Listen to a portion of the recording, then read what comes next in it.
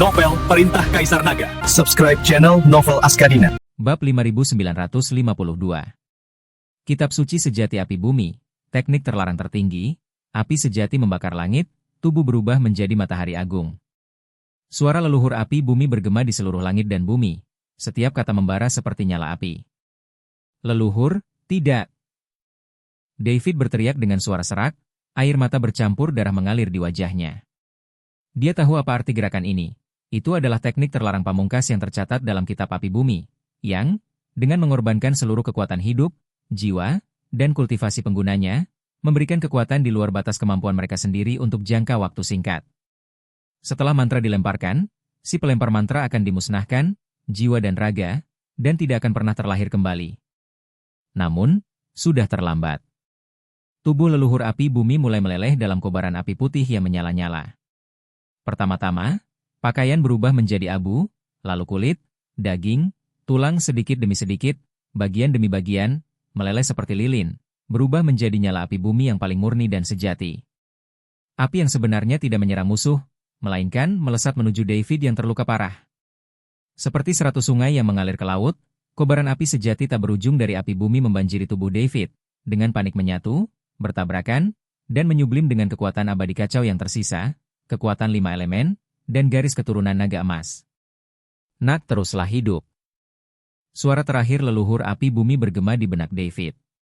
Suaranya sangat lembut dan tenang, namun seberat gunung Tai. Hidup dengan baik, menunaikan bagianku. Masa depan Pavilion Ertire dipercayakan kepada Anda. Suara itu menghilang. Sosok leluhur api bumi lenyap sepenuhnya dalam kobaran api putih yang menyala-nyala, bahkan tidak meninggalkan jejak abu sekalipun. Dengan demikian, seorang patriark besar telah tumbang. Baik tubuh maupun jiwa binasa. David merasakan kekuatan luar biasa yang tak terbayangkan mengalir dalam tubuhnya. Itu bukan sekadar suntikan kekuatan sederhana, melainkan sebuah sublimasi esensi.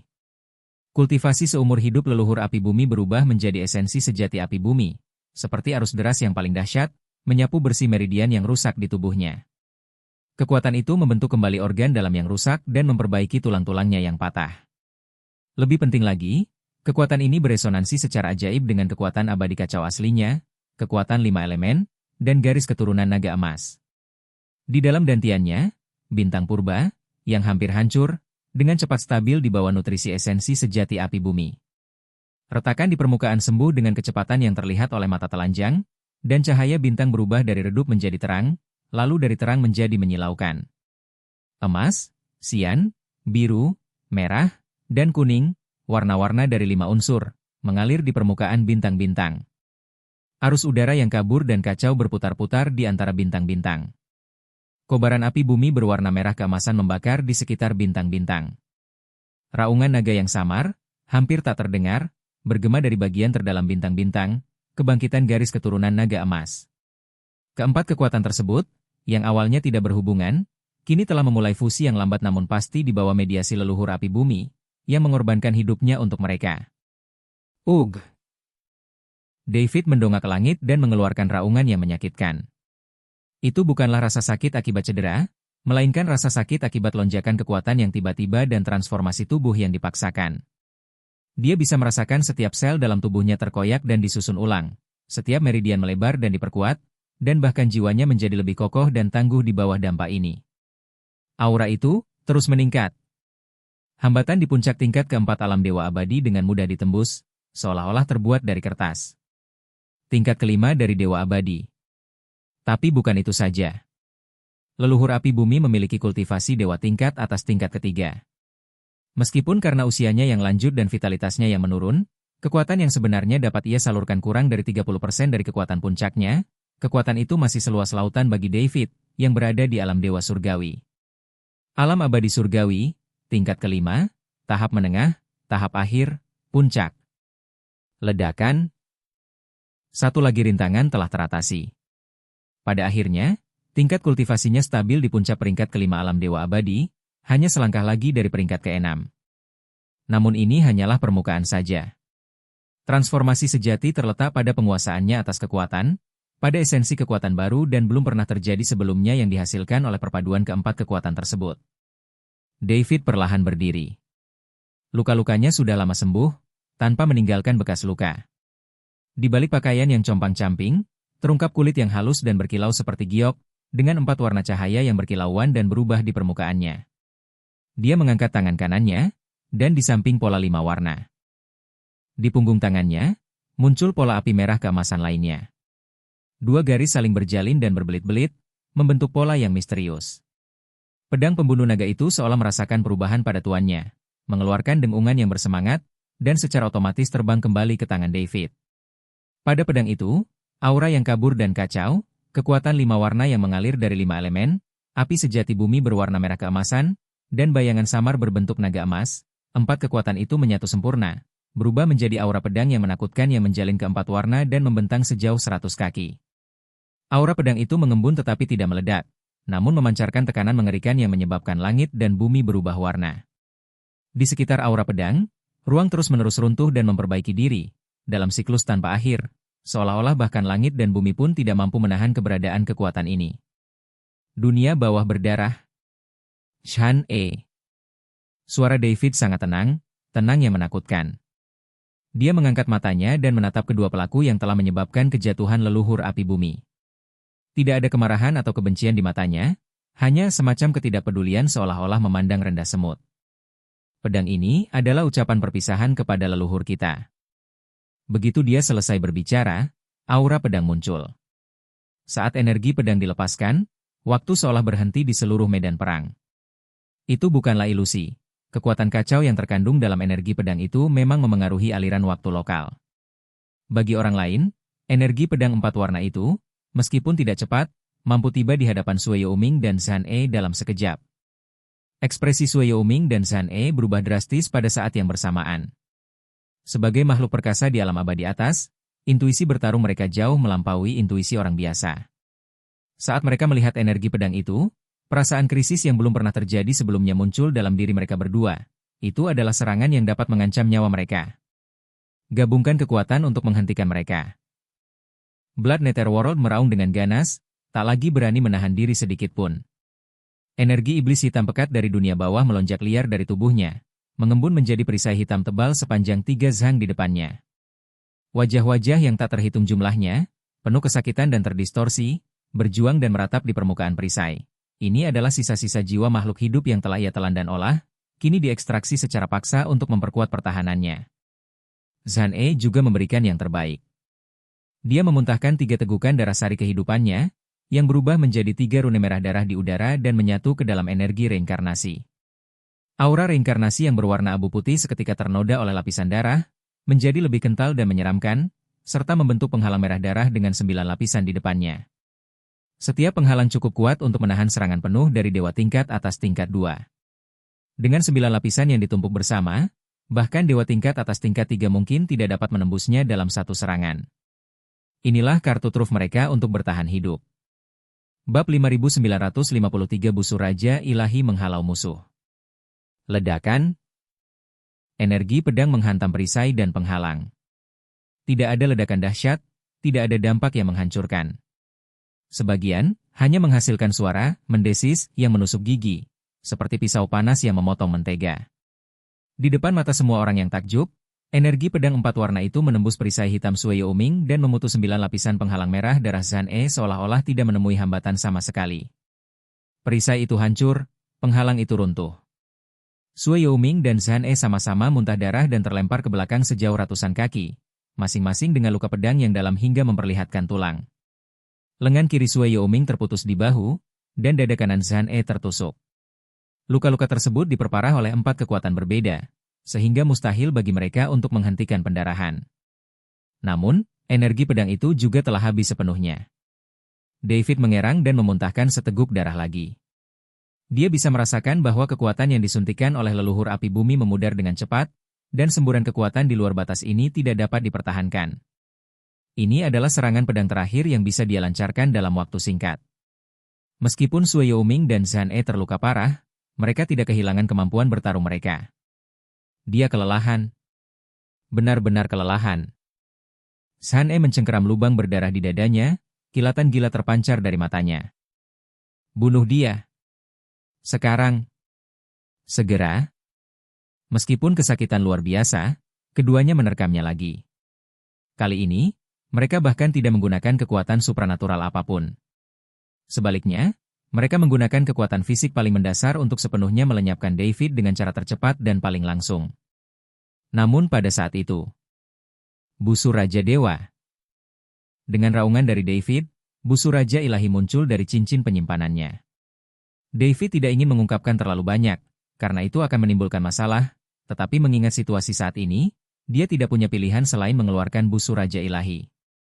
Busur panah itu tidak memancarkan tekanan apapun, tetapi memberikan orang-orang perasaan kuno seolah-olah busur itu seharusnya sudah ada sejak lama, ada selama langit dan bumi ada. Itu busur Raja Dewa. Pupil mata Sui Yuming menyempit hingga sebesar titik jarum, dan suaranya terdistorsi karena sangat terkejut. Siapa peduli dengan busurnya? Bunuh mereka dulu. Meskipun Zhan E juga terkejut, niat membunuhnya semakin menguat. Menembak. David mengerahkan seluruh kekuatannya untuk menarik tali busur. Di antara langit dan bumi, energi jahat yang tak terhitung jumlahnya berkumpul menuju busur Raja Ilahi.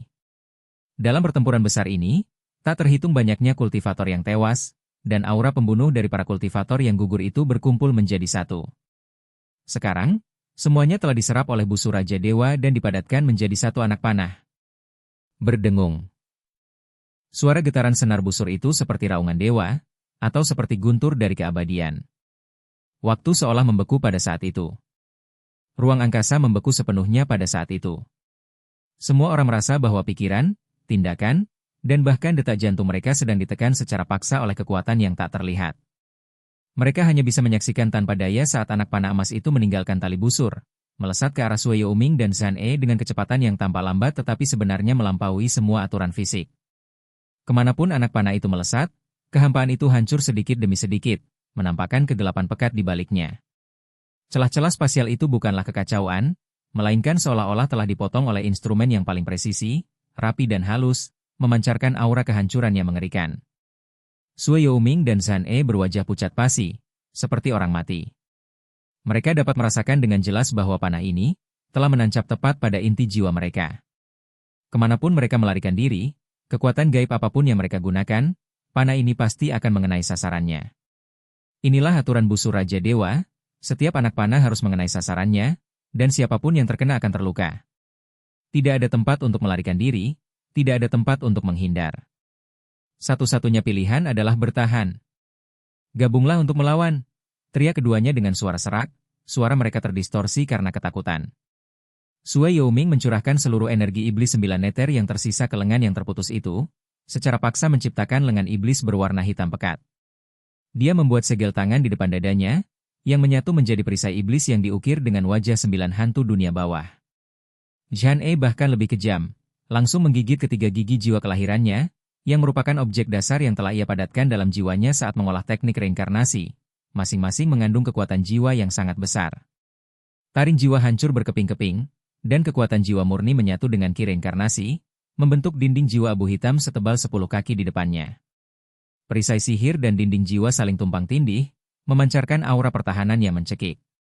Tapi, itu tidak berhasil. Sebuah panah emas tiba. Tertawa. Suara yang ringan dan lembut. Seperti pisau panas yang memotong mentega, atau seperti setetes air yang jatuh ke danau. Anak panah emas itu tidak menemui perlawanan, dengan mudah menembus perisai sihir dan dinding jiwa, lalu menembus tepat di tengah tubuh Sui Yuming dan Zhan E. Engah. Engah. Keduanya secara bersamaan batuk mengeluarkan seteguk darah hitam bercampur dengan pecahan organ dalam. Terdapat lubang darah seukuran mangkuk di masing-masing dadanya. Tepi luka itu rapi dan halus, seolah-olah telah dipotong oleh alat yang paling presisi. Yang lebih mengerikan adalah tidak ada darah yang mengalir deras dari luka itu, melainkan keadaan, kekosongan, yang aneh, di mana daging, tulang, dan bahkan ruang itu sendiri telah sepenuhnya terhapus oleh kekuatan yang dibawa oleh panah tersebut. Sui Yuming menatap lubang berdarah di dadanya, pupil matanya yang gelap dipenuhi rasa tidak percaya. Dia bisa merasakan bahwa dasar dari 9 seni iblis neter miliknya telah rusak parah oleh panah ini, setidaknya 50%. Tanpa berabad-abad penanaman yang berat, pemulihan tidak mungkin terjadi. Yang lebih mengerikan lagi adalah kekuatan ilahi yang tersisa di lokasi luka terus mengikis kekuatan hidupnya dan mencegah luka tersebut sembuh.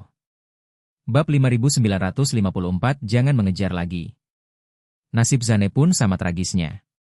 Ki reinkarnasi secara inheren memiliki karakteristik keabadian, dan luka biasa dapat disembuhkan dalam sekejap mata.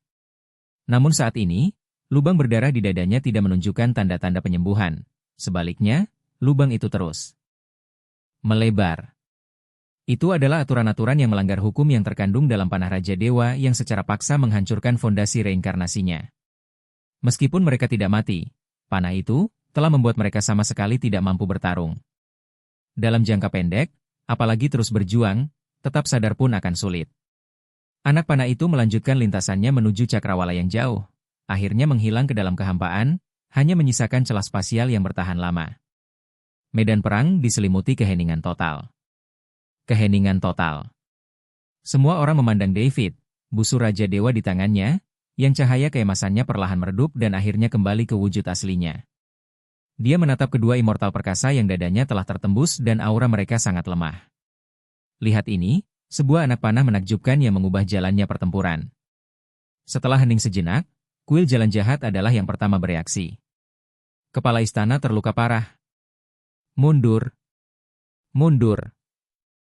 Seorang tetua berjubah hitam menjerit, suaranya terdistorsi karena ketakutan. Leluhur. Lindungi leluhur dan evakuasi.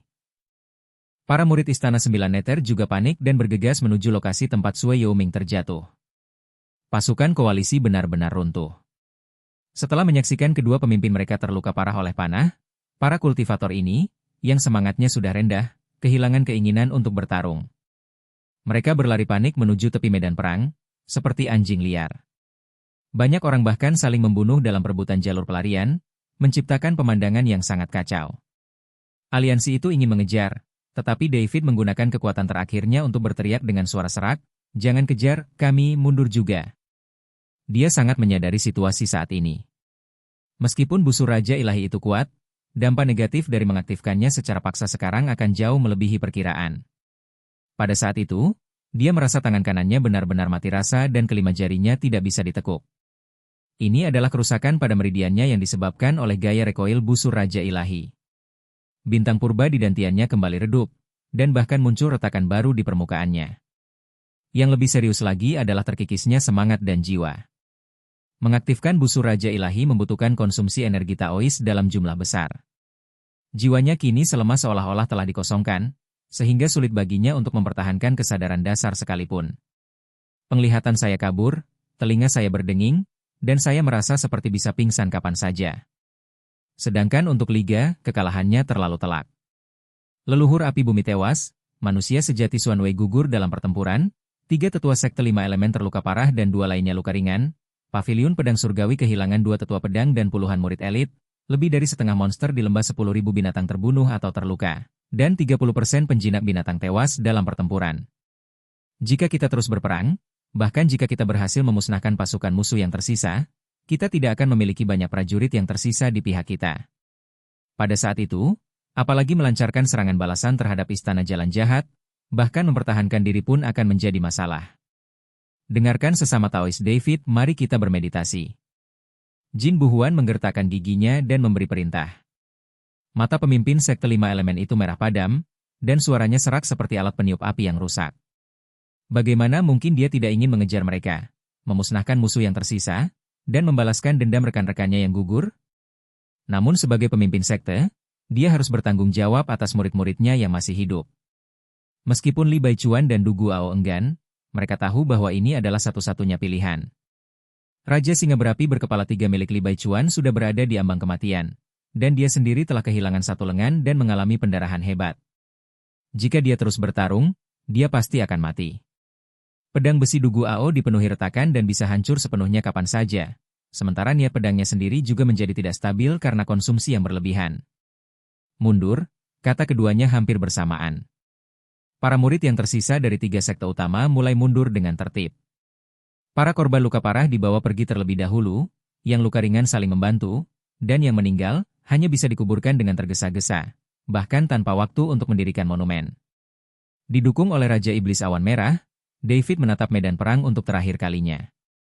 Gunung-gunung mayat dan lautan darah, anggota tubuh yang terputus dan lengan yang patah, serta tanah hangus yang membentang bermil-mil jauhnya. Darah leluhur api bumi dan manusia sejati yang misterius dan halus telah lama meresap ke dalam bumi, bercampur dengan darah prajurit yang gugur tak terhitung jumlahnya, mengubah seluruh tanah menjadi merah gelap. Terdengar suara isak tangis samar terbawa angin, itu adalah para murid yang selamat yang meratapi. Rekan-rekan mereka yang gugur.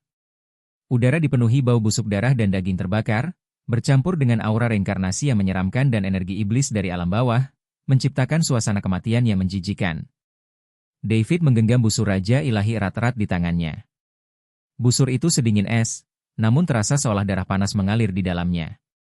Itulah darah leluhur api bumi dan manusia sejati yang misterius dan halus, darah dari prajurit yang gugur tak terhitung jumlahnya, darah kebencian, darah pembalasan. Dunia bawah berdarah. Shan-e. Dia bergumam sendiri, setiap kata seolah keluar dari sela-sela giginya, membawa kebencian yang mendalam dan sumpah yang tak terhapuskan. Dendam hari ini akan dibalas 100 kali lipat di masa depan. Hari aku kembali akan menjadi hari kehancuran kalian semua. Bab 5955 Analisis Statistik Korban. 3 hari kemudian, 80.000 mil di barat laut Pegunungan 5 Elemen, di sebuah lembah tersembunyi yang diselimuti labirin alami. Ini adalah salah satu alam rahasia yang ditemukan oleh sekte 5 Elemen di tahun-tahun awalnya. Pintu masuknya tersembunyi di balik air terjun. Ruang interiornya luas, kaya akan energi spiritual, dan dilindungi oleh berbagai formasi alam, sehingga sangat terpencil. Saat ini, para murid yang tersisa dari ketiga sekte utama semuanya bersembunyi di sini. Jauh di dalam lembah, di dalam sebuah gua tempat tinggal darurat. David duduk bersila, wajahnya pucat pasi seperti kertas, napasnya sangat lemah hingga hampir tak terdengar. Tubuh bagian atasnya yang telanjang dipenuhi luka-luka yang saling bersilangan, yang paling serius adalah lubang berdarah sebesar mangkuk di dadanya. Itu disebabkan oleh reaksi balik dari mutiara kekacauan yang kembali ke ketiadaan. Bahkan setelah 3 hari pemulihan, pendarahan hanya bisa dihentikan sedikit, dan gejolak kacau di dalam masih berkecamuk. Gua itu dipenuhi dengan aroma obat yang harum. Jin Buhuan telah mengeluarkan hampir semua obat penyembuhan berharga yang dijunjung tinggi oleh sekte 5 elemen. Saat ini, terdapat lebih dari selusin botol giok di samping David. Dia telah meminum pil dalam botol-botol itu, dan khasiat obatnya sedang larut dalam tubuhnya, memperbaiki meridian dan organ dalam yang rusak bersamaan dengan kekuatan abadi kekacauan. Di luar gua, Jin Buhuan, Li Baichuan, Dugu Ao, Raja Iblis Ciun, dan anggota berpangkat tinggi lainnya dari aliansi berkumpul di sebuah paviliun batu sederhana. Wajah mereka tampak muram, dan suasananya begitu mencekam sehingga sulit bernapas. Statistik korban jiwa sudah keluar. Suara Jin Buhuan kering dan serak, seolah-olah dia sudah lama tidak minum air. Dia memegang selembar kertas giok di tangannya, permukaannya memancarkan cahaya samar, dan kertas itu dipenuhi dengan teks yang padat. Setiap baris yang dibacanya membuat wajahnya semakin pucat, dan tangannya yang memegang gulungan giok itu sedikit gemetar. Sekte 5 elemen. Dia berhenti sejenak, menarik napas dalam-dalam, dan melanjutkan, dari 3.200 murid, 1.237 tewas dalam pertempuran, termasuk 48 tetua dan diaken peringkat ke-8 atau lebih tinggi dari alam dewa surgawi, 856 luka parah, dan yang lainnya luka ringan, hampir semua orang terluka. Di antara kelima tetua, senjata sihir bawaan tetua logam hancur, jiwanya terluka parah, dan dia tidak sadarkan diri. Kekuatan hidup tetua kayu sangat terkuras, dan umurnya berkurang setidaknya 500 tahun. Tetua air, api, dan bumi, meskipun luka mereka relatif ringan, masih membutuhkan setidaknya setengah tahun untuk memulihkan kekuatan tempur mereka. Paviliun batu itu sunyi senyap. Satu-satunya suara yang terdengar hanyalah gemerisik dedaunan tertiup angin gunung dan isak tangis yang teredam dari kejauhan. Paviliun pedang surgawi. Dugu Ao melanjutkan percakapan. Fanatik pedang yang biasanya dingin dan acuh tak acuh itu kini bermata merah. Dari 900 kultivator pedang, 312 tewas dalam pertempuran, termasuk 2 tetua pedang dan 46 murid elit, 207 terluka parah, dan setengah dari murid yang tersisa terluka. Pedang puncak tunggalku hancur. Dia memegang sebagian gagang pedang di tangannya, bilahnya sudah lama hancur berkeping-keping selama pertempuran. Itu adalah pedang kelahirannya, yang telah dia rawat selama puluhan ribu tahun. Pedang itu bersamanya, tetapi pedang itu mati. Pria itu tidak mati, tetapi fondasi daunnya rusak. Lembah 10.000 binatang. Suara Li Baichuan terdengar semakin dalam. Raja binatang yang dulunya gagah berani ini sekarang membungkuk, seolah-olah ia telah menua 100 tahun dalam semalam. Dari 9.000 binatang buas iblis, 4.300 tewas dalam pertempuran, termasuk Raja Elang Emas Sayap Petir, Raja Naga Bumi Punggung Besi yang terluka parah, dan Raja Serigala Angin yang kehilangan satu kaki. Dari 400 penjinak binatang buas, 187 tewas dalam pertempuran, dan ketiga Grandmaster penjinak binatang buas binasa. Binatang buas pertempuran kelahiranku, Raja Singa Berapi Berkepala 3 juga hampir mencapai akhir hayatnya. Suaranya tercekat karena emosi saat ia menyelesaikan ucapannya. Raja Singa Berapi Berkepala 3 bukan hanya hewan perangnya, tetapi juga pasangan dan saudara yang telah menemaninya selama hampir 10.000 tahun. Saat itu, Raja Singa yang agung sedang berbaring di sebuah gua di ujung lembah yang lain. 2 dari 3 kepala singa telah kehilangan nyawanya sepenuhnya, dan yang tersisa batuk darah, jelas sedang sekarat. Keheningan panjang kembali menyelimuti paviliun batu itu. Raja Iblis Awan Merah bersandar pada pilar batu, mata iblisnya yang merah menyala dipenuhi kelelahan. Meskipun ia tidak menderita kerugian sebesar 3 sekte utama, ia tetap terluka parah dalam pertempuran, dan yang lebih penting, ia tidak melihat harapan sama sekali. Leluhur api bumi telah gugur, dan manusia sejati Xuan Wei telah tewas dalam pertempuran. Jin Buhuan bergumam, termasuk murid sekte pedang King Ming, tetua sekte 5 elemen, dan master lembah 10.000 binatang yang tewas dalam pertempuran sebelumnya. Dalam pertempuran ini, kita kehilangan setidaknya 5 petarung tingkat atas di peringkat ke-9 alam Dewa Surgawi. Adapun pihak lawan, Sui Youming dan Zhan E terluka parah, tetapi tidak tewas. Dari 3 Raja Hantu Istana 9 Neter, hanya Raja Hantu Qi yang tewas, 2 lainnya masih hidup. Para tetua Aula Jalan Jahat juga setidaknya memiliki 5 atau 6 anggota yang masih utuh. Setelah mereka pulih, dia tidak menyelesaikan ucapannya, tetapi semua orang mengerti maksudnya. Begitu kuil Jalan Jahat pulih, mereka pasti akan melancarkan serangan skala penuh untuk memusnahkan pasukan aliansi yang tersisa. Mengingat kondisi aliansi saat ini, mereka sama sekali tidak memiliki kekuatan untuk melawan. Masalahnya sekarang adalah, kata Du Guao dingin, suaranya mengandung sedikit keputusasaan yang hampir tak terlihat, apa yang akan kita lakukan selanjutnya? Berapa lama kita bisa bersembunyi di sini? Istana Jalan Jahat telah menderita kerugian yang sangat besar, mereka pasti akan mengobrak-abrik 12 langit untuk menemukan kita. Ketika mereka datang mengetuk pintu kita, saat itulah kita akan benar-benar musnah. Paviliun batu itu kembali hening untuk ketiga kalinya. Keheningan ini terasa lebih mencekam dan dipenuhi keputusasaan. Setelah lama terdiam, Jin Buhuan perlahan berbicara, suaranya dipenuhi kelelahan yang pasrah. Satu-satunya yang bisa kita lakukan sekarang adalah bersembunyi. Orang Tibet? Li Baichuan tersenyum kecut, berapa lama kita bisa bersembunyi?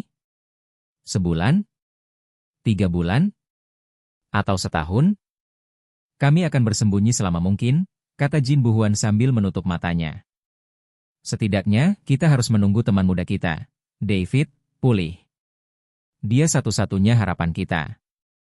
Juga, dia berhenti sejenak, lalu memaksa dirinya untuk tetap waspada. Kita perlu menghubungi kekuatan lain yang masih menjunjung keadilan. 12 surga begitu luas, pasti ada beberapa yang menolak untuk tunduk pada aula Jalan Jahat atau diperbudak oleh gerbang reinkarnasi. Jika kita dapat menemukan mereka dan bersatu, mungkin masih ada secercah harapan. Lebih lanjut, tambah Raja Iblis Awan Merah, kita perlu menemukan cara untuk mengungkap kebenaran tentang gerbang reinkarnasi. Selama semakin banyak orang yang tahu bahwa itu adalah jebakan, dan bahwa apa yang disebut keabadian hanyalah mengubah orang hidup menjadi boneka, kekuatan aula Jalan Jahat akan runtuh dari dalam. Lebih mudah diucapkan daripada dilakukan.